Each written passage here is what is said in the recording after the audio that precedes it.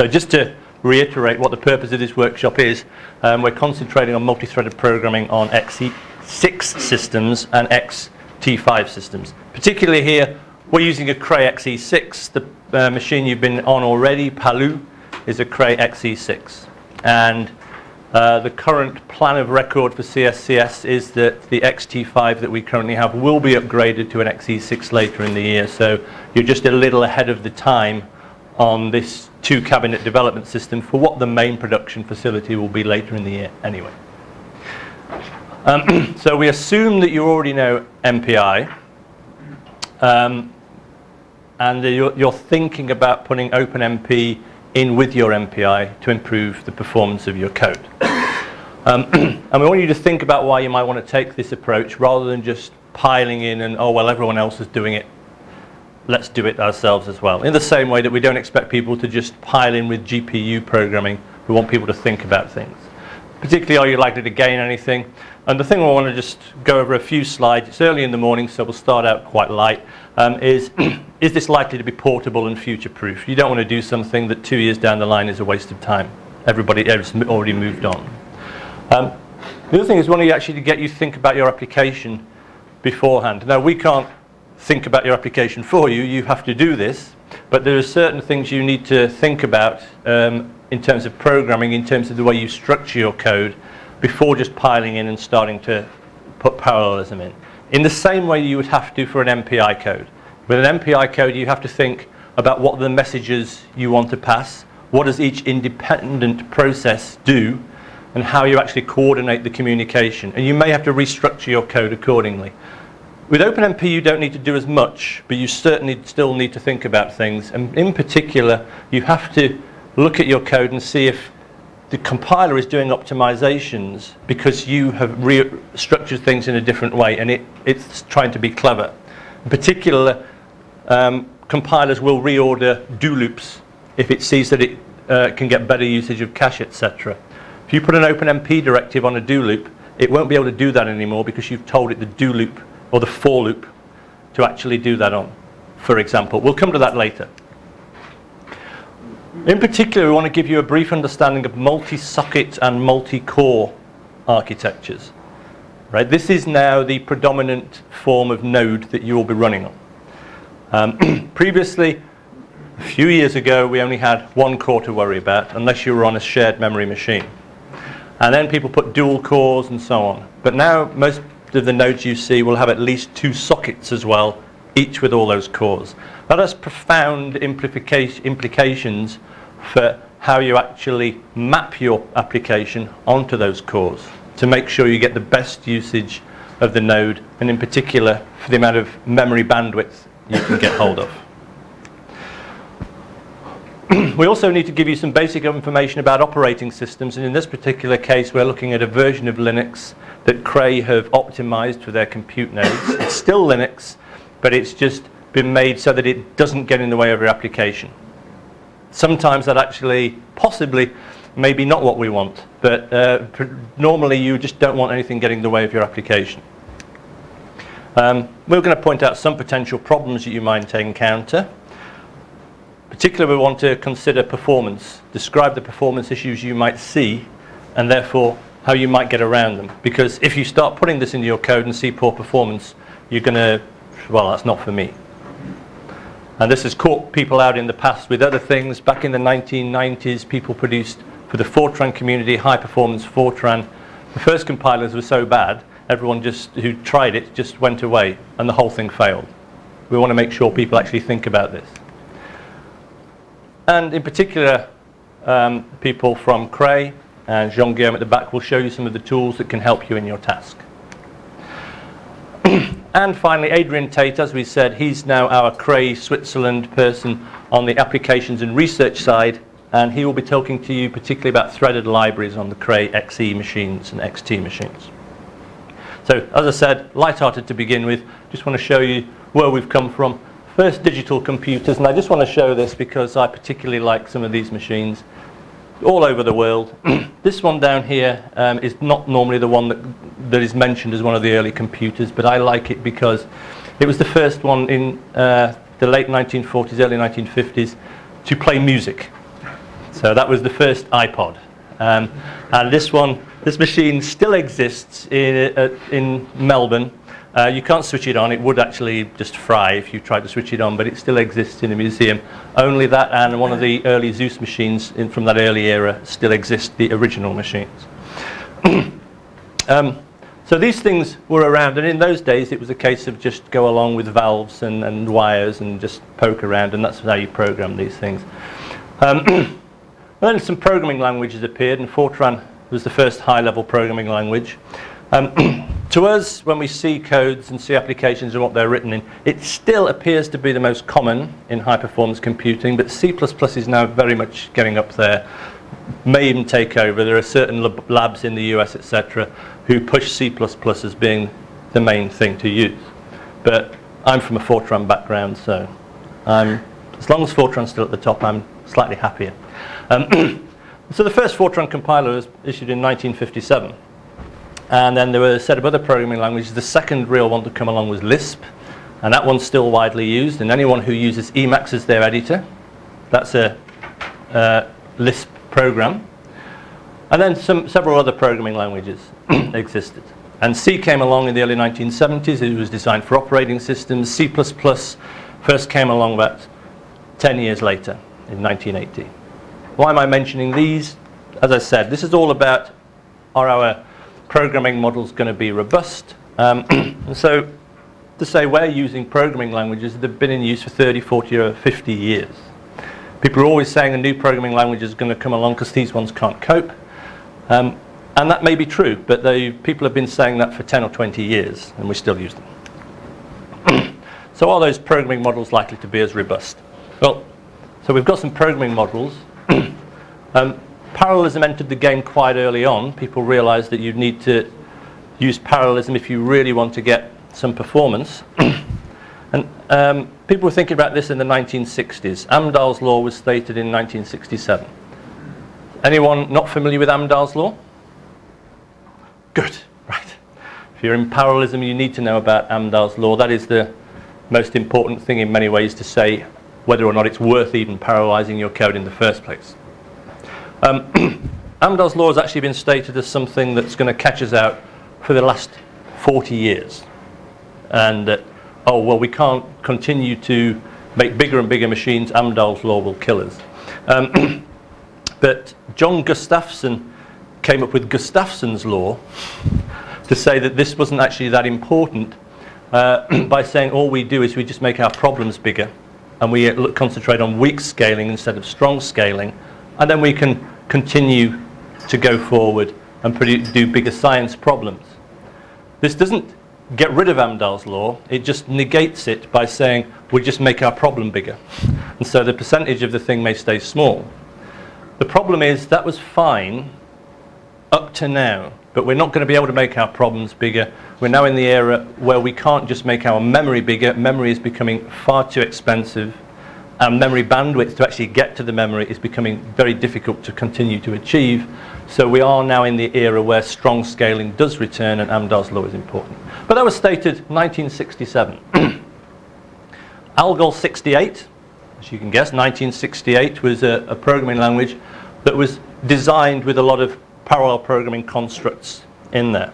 This language didn't really take off.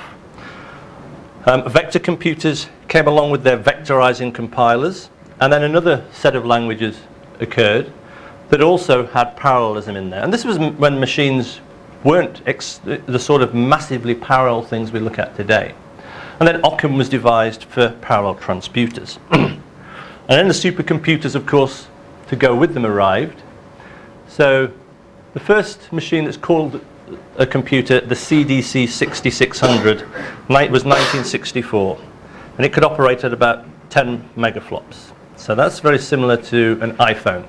iPhone has been measured at 35 megaflops. So much more powerful.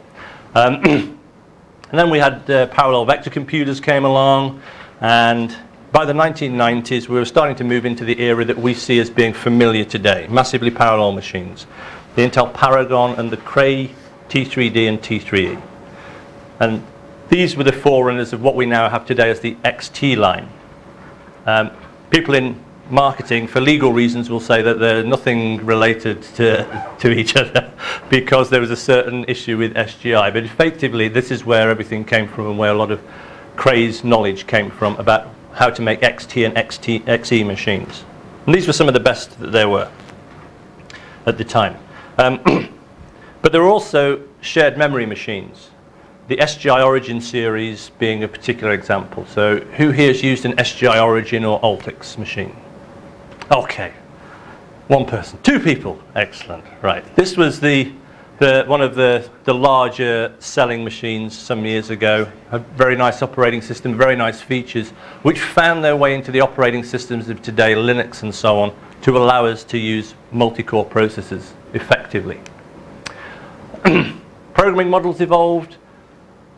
So PVM, the parallel virtual machine, was the first widely used message passing model. Who here has used PVM? Oh, a few more people, right, okay. So a few people who are quite old then, I guess. This really hasn't been used for about 15 years. 10 to 15 years ago is when it started to be replaced effectively by MPI. Around the same time, compiler directives were in use to help vectorization. And these spread so that then they were used for shared memory parallelism on a variety of machines. So the two things we're looking at now, MPI and OpenMP, which are a message passing model and a compiler directive model, the forerunners were around only really about less than 20 years ago. That's when they really came to the prominence. And compiler directives were tried in distributed memory programming, particularly with high-performance Fortran. But as I mentioned, the problem with this was poor initial performance put everyone off.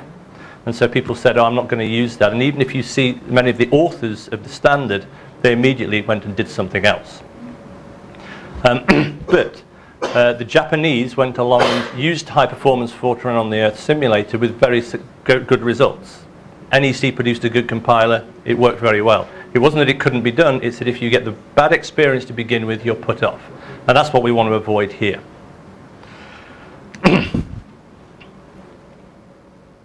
So ultimately, distributed memory programming with those directives proved to be too complex.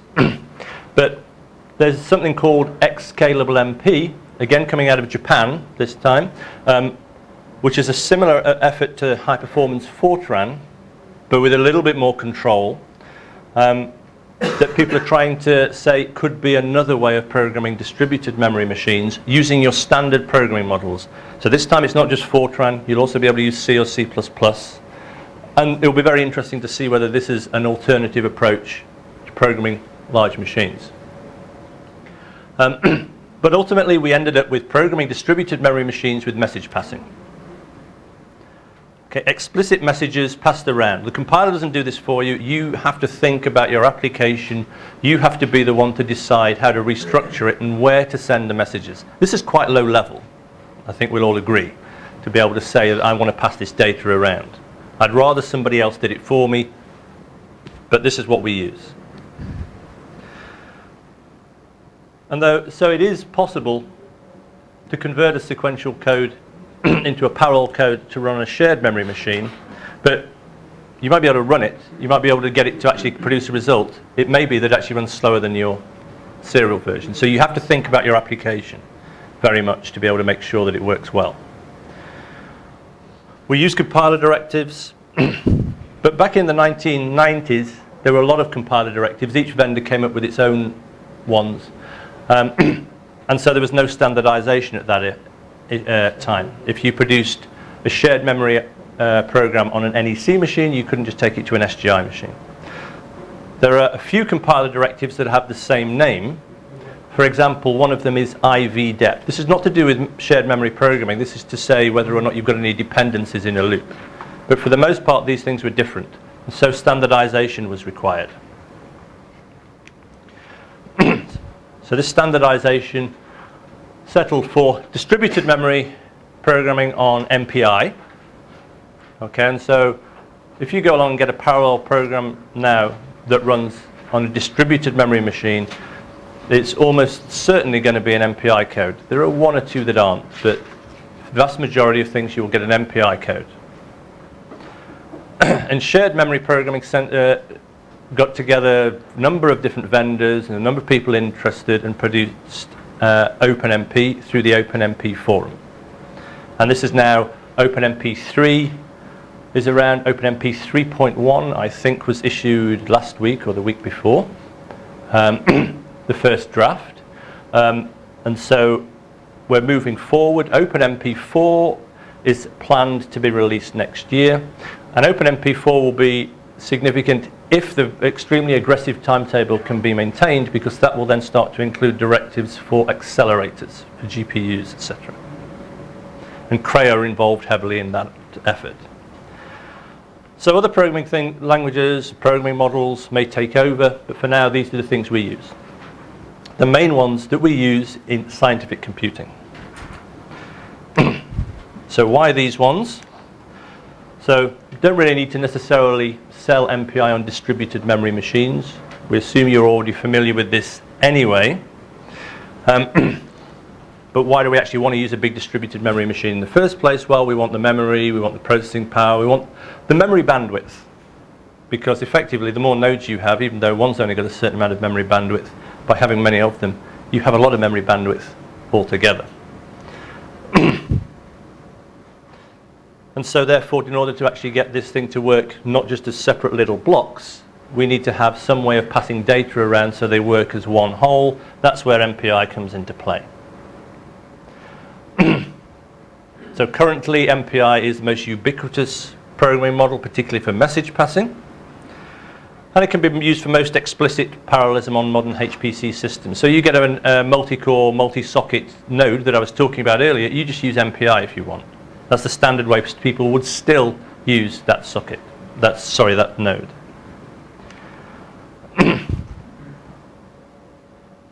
But what about within an individual node? Because as I said, you can actually use MPI within that node. Is it efficient? Is it really efficient to actually set up all the constructs, to send a message, to tell the operating system, I put some data somewhere, can you tell the other node to wake up, I want to transfer data to it? It has to synchronize, passing messages around, consuming a lot of bandwidth, and probably getting the kernel involved, the operating system kernel, to consume more memory bandwidth to transfer data across. We'll have a look at some of these issues later. It may not be the most efficient way. It may be much better to just say, we can all see the same data, let's just attack the data in a coordinated fashion.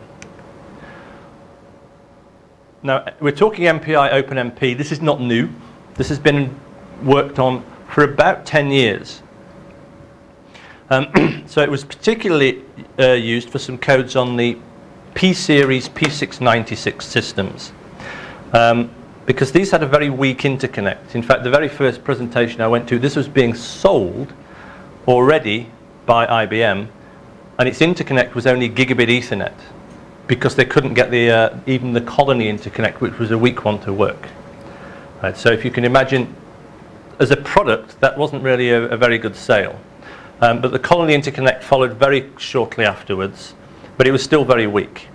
And so therefore people had to find a way of breaking the machine up in a way that they could get good performance. You couldn't send a lot of MPI messages across this interconnect very efficiently. It just wouldn't work. So people started to use MPI OpenMP. Has there anybody here been long enough working with CSCS to have worked when we used to have the Power 4 machine? Yep, okay.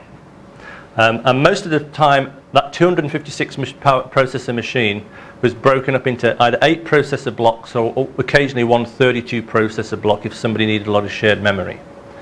The node was 32 processors, but by breaking it into 8 processor blocks, you could get more of the interconnects attached. That was a necessary thing to do on this. It was very weak. Now, there are some codes that were developed, not particularly here, but in a lot of other centers at the time that used MPI OpenMP. CPMD is one that's still around and still has the original directives in it, plus some supplementary ones, to allow you to use MPI OpenMP coding. And several publications were made on how they actually managed to speed things up in those days with MPI OpenMP. And in particular, there was a code called GTC, Gyrokinetic Toroidal Code for plasma physics. where the developers recently went along and used the newer features of MPI OpenMP and found they can produce extra benefits even on the modern systems. And particularly here they're using the new tasking constructs that are available in OpenMP 3 to say one of the tasks is going to do the MPI and the rest of us will work on the computation. So some simple cases where the combination of MPI and OpenMP might help are if you've only partially parallelized your algorithm using MPI. An example of this is at the University of Basel. There are people developing codes there in Stefan Gödeker's group where they develop MPI parallelism over orbitals, so over electrons effectively. But then they can provide extra parallelism by parallelizing loops where they work on a particular orbital using OpenMP. With MPI, they're limited to how many electrons there are in the system. With OpenMP, they can go to a higher number of processes. You could have 3D grid-based problems where you've actually gone along and said, well, I parallelized this when there weren't that many processes, so I did it in only 2 dimensions, and the 3rd dimension I left as it was. Well, maybe now you're getting to so many processes, you do OpenMP in that 3rd dimension. That may be simpler than going back and rewriting the MPI code to break it into blocks in all 3 dimensions. And so, as we said as well, the example of hierarchy of elements, that's where the orbital problem comes in. Then there's also where your problem size is limited by memory per process. Because if you have one process and lots of threads, they can all see the memory. This gets round one of the issues that we have with memory. And particularly if you have, for example, halo exchanges, if you're doing on a grid-based problem, then if you have a certain amount of data that you work on and a big halo surrounding it, then as you get to more and more processes, the halo becomes more and more dominant and you're using more and more memory. So we want to get around that problem. And we have people here at CSCS who we see running on 8 out of 12 cores or 4 out of 12 cores on ROSA, the 12-core machine, so they can get the memory per process. Okay? If that's what you need to do, that's what you need to do. It'd be better if you could get the processing power of the other cores. It may be then that using a threading model would help. So as I mentioned, halo exchanges, not only for the fact that there's memory, but also for the compute time of actually transferring that data around. Whereas if you have multiple threads on the same node, they can see the memory of the other one. You don't need to transfer data, you just read it. And then there are issues to do with limiting factor being scalability. So with MPI and OpenMP, we would normally say don't expect to get any speed up by using OpenMP if you're in the domain where MPI is still scaling. It's not to say you can't get it. Sometimes you can get a few % speed up. But typically what we're trying to do is extend that scaling curve further out. Okay, reduce the time to solution of your problem by using more processes. Because every time a new node comes out, you get double or so, you get a lot more processes. What we want you to be able to do is use all of those processes, and that means effectively scaling further in order to reduce the time to solution. Typically, you will find that if you're running an MPI code and you're at 128 processes, and it will quite happily scale out, by putting OpenMP in, you may slow it down. You may not. You may get a win, but don't be thinking about this particularly for trying to speed up where MPI is already doing a good job.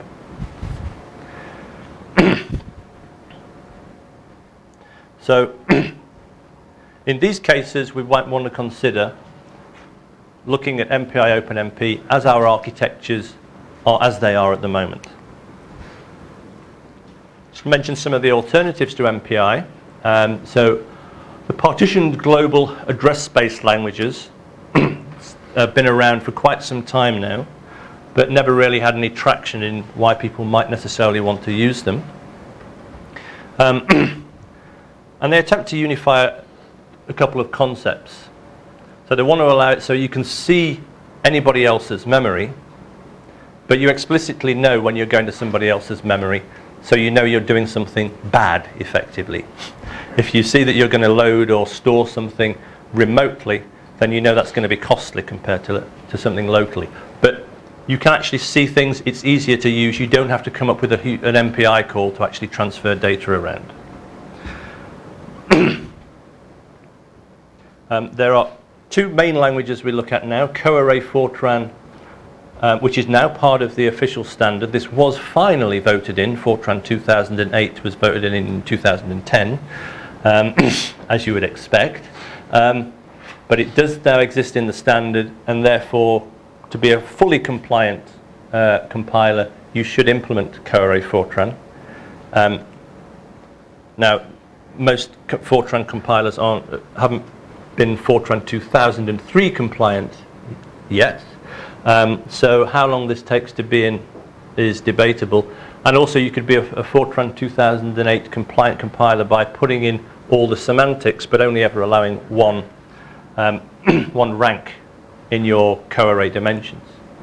And Unified Parallel C allows some similar features in the C language. People have tried similar things with Java, and one or two other with something called Titanium and other languages. These two now are becoming quite important, quite interesting for people wanting to use. And so we have an effort here at CSCS to look into using these as well.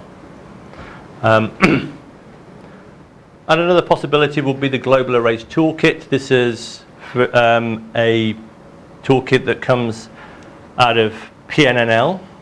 And there are several applications that are built on top of this, the most predominant one being NWChem, which was able to look at a problem, whether efficiently or not is for someone like Dirk to say, but on 150,000 cores of the Jaguar machine, the Cray XT5 at Oak Ridge, for example, and got an honourable mention in, I think it was an honourable mention rather than actually winning, the Gordon Bell Prize.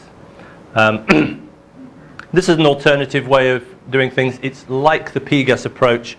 It's an attempt to say, well, for this array, I'm not going to declare it in my local memory. I'm going to use an extra interface, and then I can go along and say, I now want to grab this piece of the array. It's an attempt to give you a global view without actually having a language, but through a library interface instead. But we talk about MPI because it's ubiquitous. Often you will get the full version of a Linux distribution. You might find you've got MPI in there already if you download all the extra libraries. And in particular, there are two open source libraries available, OpenMPI and MPitch, and there are some vendor-tuned libraries. The Cray library, for example, that sits on the XT5 and XE6 is MPitch with some extra bits added in to improve and tune things for the Cray. Most codes are already there. It's allowed scalability up to hundreds of thousands of cores. The majority of those codes you see running on 200,000 or 300,000 cores, for example. If you look at the IBM in Jülich, which is the most cores there are available at the moment, they'll all be MPI codes, or predominantly MPI codes. As I said, NWChem is one of the few that doesn't use MPI. It's the de facto standard for this type of programming. And it's where most of the effort has gone into providing efficient interfaces and good tools. And what does it provide? What do you actually get with this? It provides an application programmer interface. Now there is a job launch mechanism, but nobody uses. So it's basically just an application programmer interface. Okay. MPI exec you could use, but most things it's MPI run, srun, app run. The MPI standard, more importantly, what it does not specify is the method of compilation and linking. MPI CC and so on may be a sort of standard, but that's not written in the standard. And here we use FDN and CC. The environment variables to control any runtime execution, they're not in the standard. Those are all compiler or implementation dependent. And it doesn't tell you how to implement things. It provides advice how to implement things, and it provides advice how to use things, but it doesn't actually tell you what you've got to do. So as an example, one of the discussions we had with some vendor recently was talking about if you go onto a different set of nodes, or if you use their particular interconnect, you may find that your MPI reduce operation with the summation produces different results because it's doing things in a different order. Okay.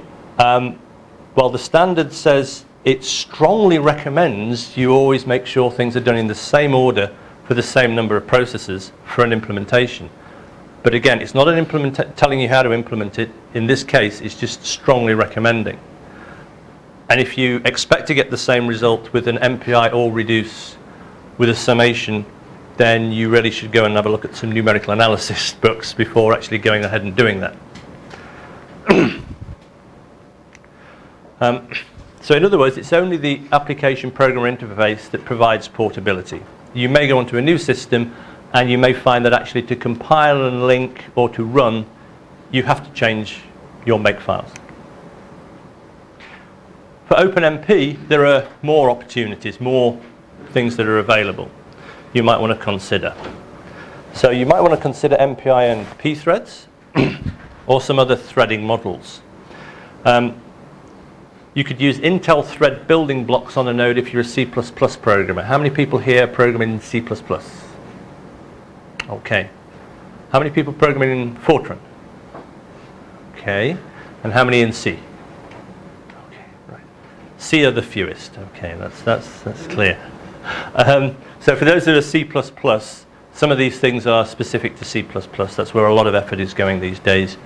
But part of that actually also comes that these things aren't designed for numerical computing, and Fortran is very limited in that it's in numerical computing. So you could use Intel thread building blocks on a node instead of OpenMP if you're a C++ programmer. You can use OpenCL as a low-level model. It really is quite low-level, but you can target your CPUs, your GPUs, as well as other accelerators. As an example of this, one of the people, again, Stefan Goerdegger from the University of Basel, has reported that you can use OpenCL instead of Fortran and get some very good performance because you can get access to the SSE instructions much easier using this interface. And you could also use, if you're a C++ programmer, Intel array building blocks as another alternative. So it's still in a beta version. But it's grown out of a combination of earlier products that Intel have been acquiring from various places. So there he goes around and purchases technologies it likes and bundles them together. There's quite a high hope for the Intel array building blocks. It's a C++ template library. And you might want to go out and try it if you're a C++ programmer.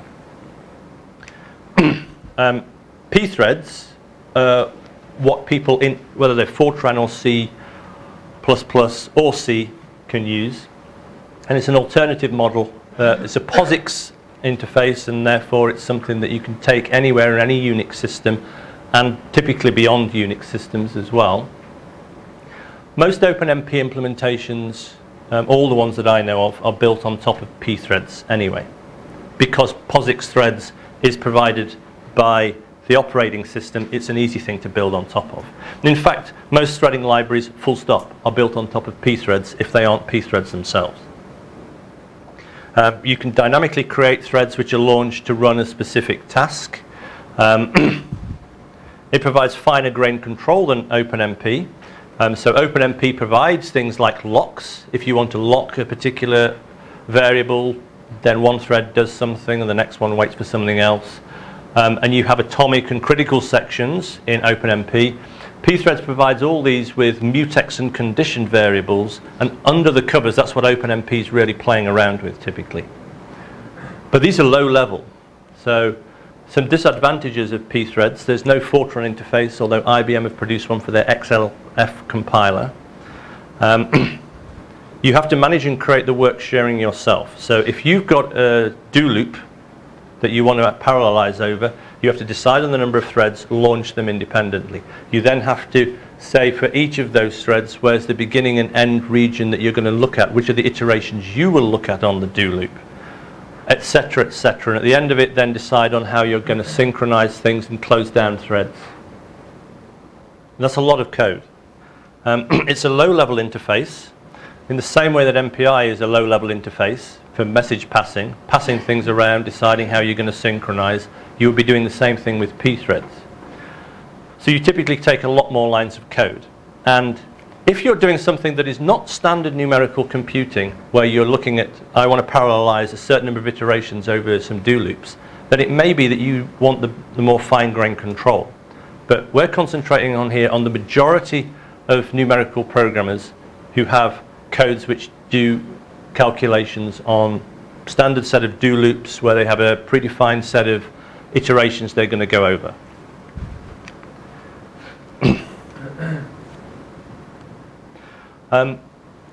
Another alternative would be the Intel thread building blocks. And this is C++ only, but it's a template library that adds parallel programming capabilities. And it adds an extra set of words which appear as though they're keywords in the language. Parallel for, parallel reduce, parallel while. Nice interface to use. It adds quite a lot of extra features as well with containers and losks and a way of scheduling. And it itself is built out of the positive experiences that people had from OpenMP. But people who wanted to use object-oriented programming and more also wanted to get away from the restrictions that OpenMP puts on, as we said, do loops in particular. Do you know of any applications which are actually implemented? Scientific applications? No.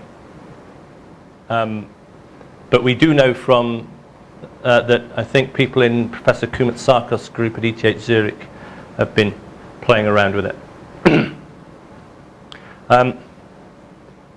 So we're talking about OpenMP because it's ubiquitous.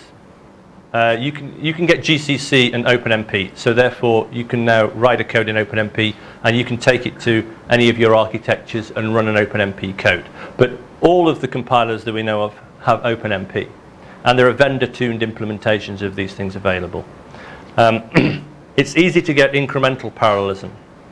So what we mean by this is that you can go in and you can say, okay, I know I'm not going to get performance from this, but I'm just going to take the first 1% of my code, these loops or this block, and I'm going to parallelize it.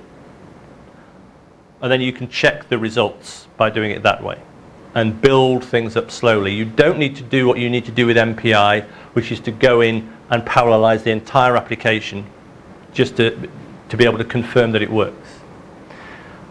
It's the best fit for data parallel codes. Data parallel is what we mean when we're talking about the way you would do things with do loops. You're working over data parallelism rather than task parallelism, where you would give out individual jobs that may be completely independent to different people.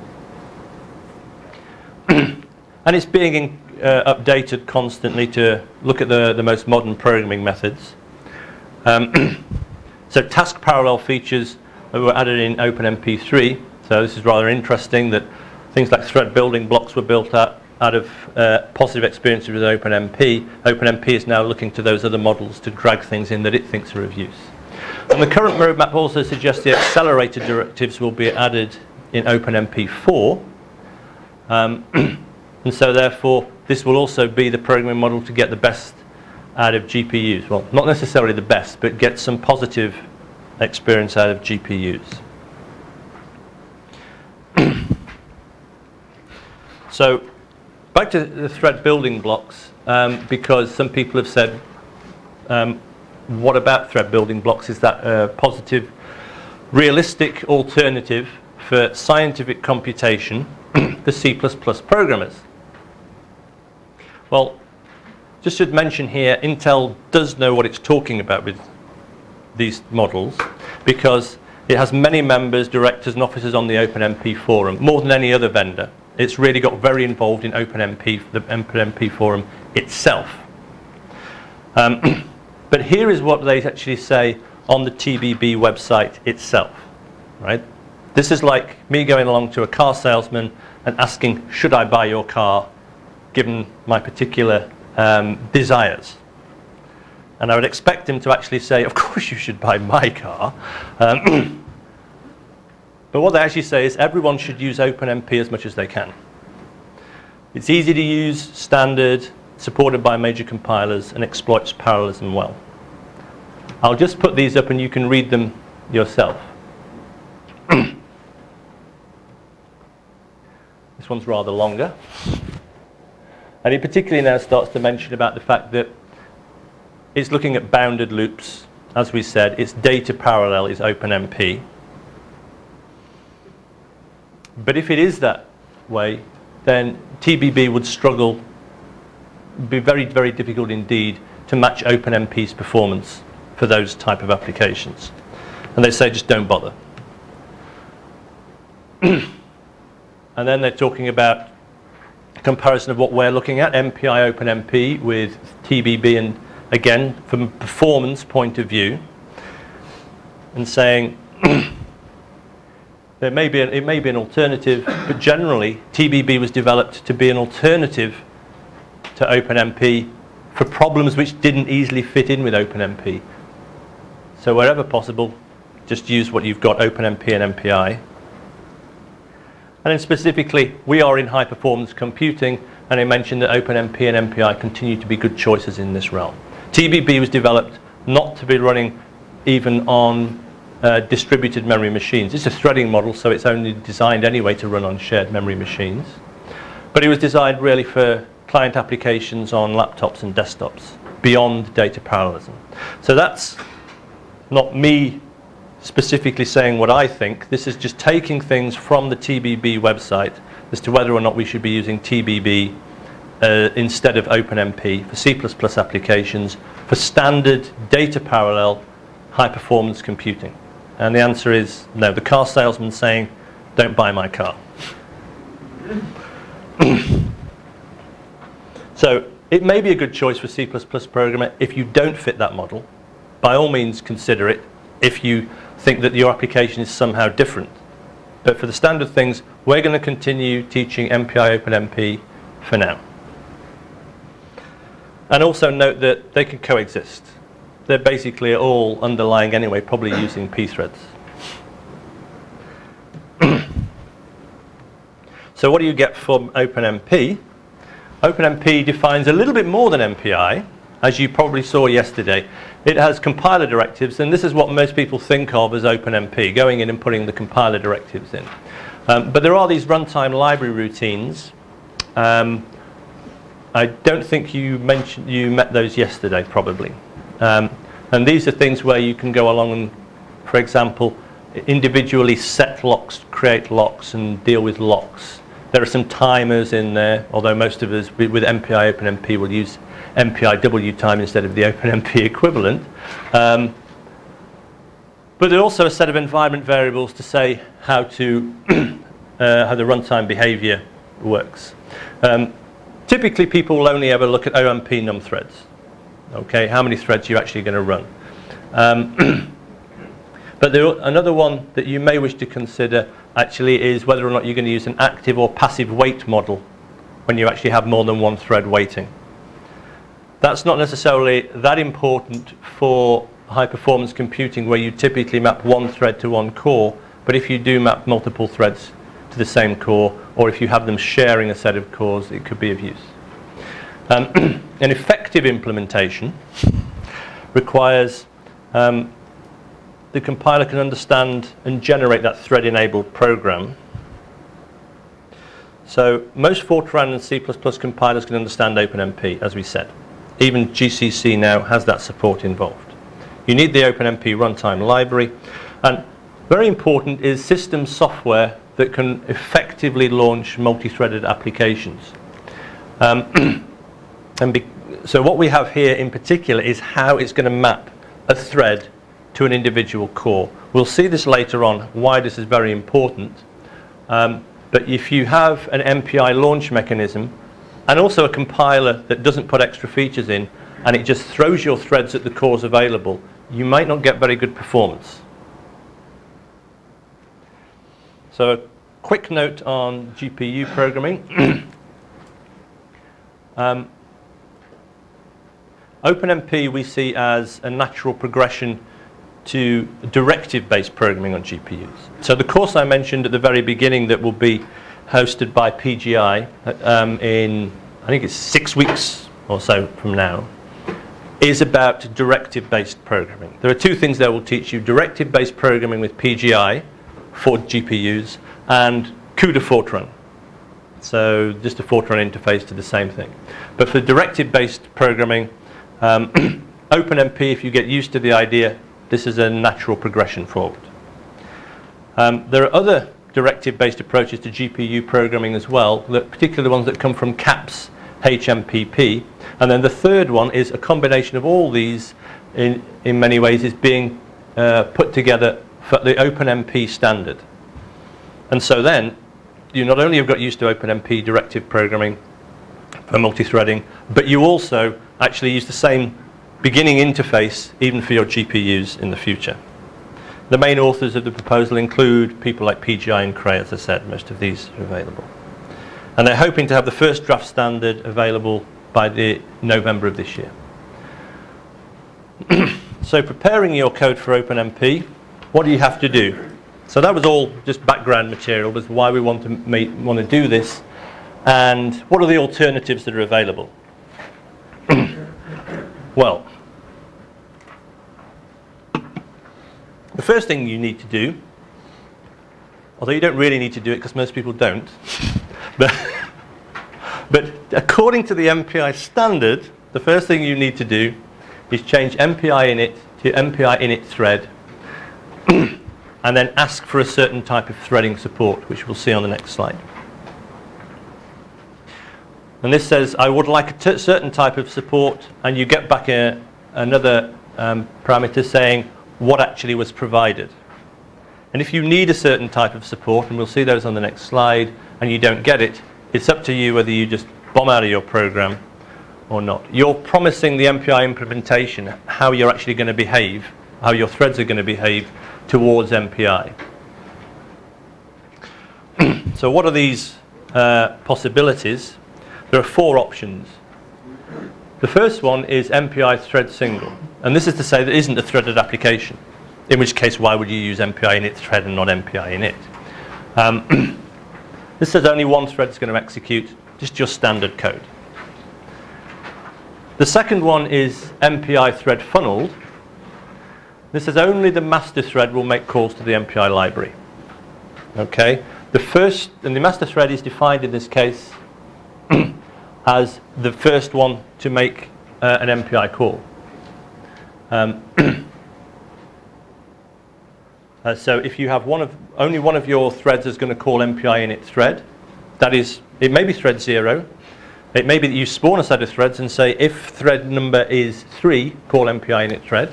Whichever one, that is defined as the master thread. From then on, only that thread will call MPI. And you can check whether or not you're the master thread. And you have MPI thread serialized, and this says, okay, any of my threads can actually call the library, but I guarantee only one thread at a time will do it. That's MPI thread serialized. Now I should say, I'll just go on to the next one in a second, I should say, we're talking here about MPI OpenMP, but the MPI standard doesn't care what your threading model is. It's just saying threads. Okay? POSIX threads, thread building blocks, OpenMP, makes no difference. It's just talking about threads. And so you're guaranteeing it that one thread of any type at a time will call the MPI library, but none of the other threads in whatever your threading model is will call it. And these are the standard ones. You should be able to get away with these for your application. But there's another one where you're now actually handing over responsibility. Yeah? Use MPI init instead of MPI init thread. Are you just getting MPI thread single? Yes, in theory. Yeah? Sorry, another question. Yeah.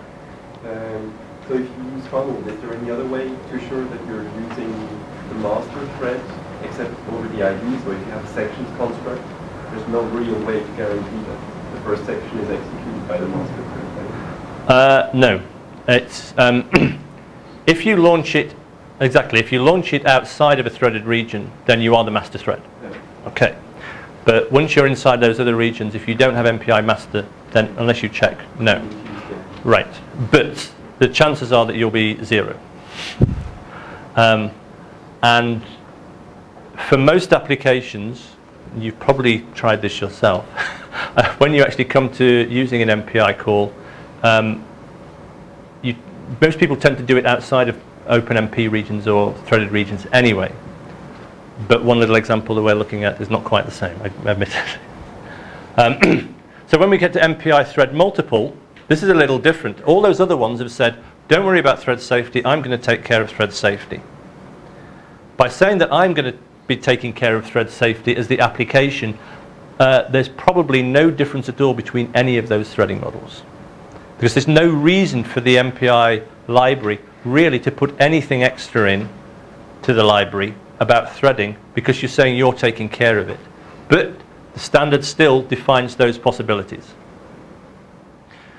If you want the MPI library itself to be in charge of thread safety, then you have to get an MPI thread multiple. And this says any thread at any time can make any MPI call. And it's not your responsibility as the application to deal with that. It's for the MPI library to work out whether or not this is going to cause a problem. Now, there's a couple of issues that come to do with this. It's possible that codes that rely on the MPI library looking after thread safety, may run slower. If you go back when this was first being put out as the way to have MPI thread in it, people were saying significantly slower. And some vendors still say that. But a lot of work is being gone into actually making this a lot more efficient. Particularly the OpenMPI people have been trying to get their MPI thread multiple to work a lot better. You also may need to link against a separate library, and that's the case with Cray. It basically splits this and says, well, I've got my fast MPI library. If you want all the other stuff, link against a completely separate one, because I don't want to even have the interfaces around that do thread safety for the others. They just get in the way. So if you can avoid MPI thread multiple for now, until we start to really hear people say that this is an efficient way of working, then try and avoid it. And for the most cases, you don't need it. One of the other possibilities would work for you. One question. How does non-blocking MPI calls affect the MPI thread serialized? So a non-blocking MPI thread call, okay. So when I first started talking about this about 6 months ago, I hadn't quite kept up to date. If you take something like mpitch and a number of MPI libraries, which I always used to think was all, there is no threading in there. All that the MPI asynchronous calls, like an iSend, will do is it will say, can I go now? If I don't have any hardware support to offload the send to, then the next time it will check on that is the next time you make an MPI call. In other words, there's no threading involved, so it doesn't do anything else. And therefore, it's basically, you're still only saying probably at the MPI iSend or the MPI wait is when your send's going to occur. Now, OpenMPI, however, have put in some effort into threading their library to keep some of these calls moving forward, even if you're not doing anything. What happens in that case would be that the MPI library itself should already be taking care of threading support, because it's got threading in it itself.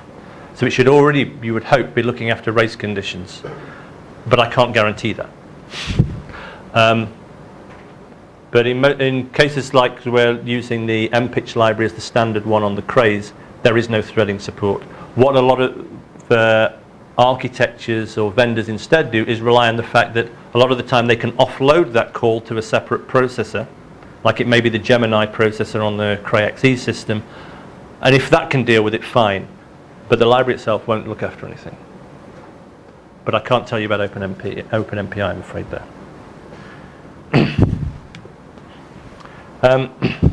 So in most cases, you'll find that MPI thread funneled would provide the best choice for hybrid programs. But MPI thread serialized probably won't take any different path through most of the MPI libraries. Now, on Cray systems, you have to also do an extra thing. by default, it won't ever allow you to have any more than MPI thread single. Okay? If you actually go along and do that MPI thread init, and you remember you have a required and a provided, first time you run this, if you say required equals MPI thread funneled, and then you check your provided, you will find that you've got an MPI thread single anyway. Okay? And you wonder what on earth's going on. I asked for, why can't you provide me anything better than that? After all, I said that only for MPI thread multiple do you need to link against a different library. And the reason is that Crave decided to put in an environment variable setting that you have to say before you launch your program what's the upper limit that you actually want for your support.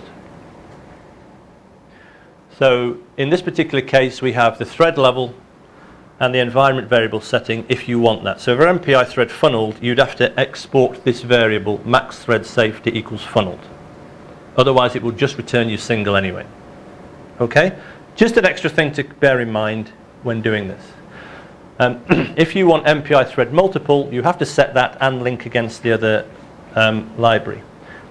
Fortunately, in this particular case, if you forget to link against the extra library, then the code will bomb out, and it will tell you you need to link against this library. So it's being helpful. Okay.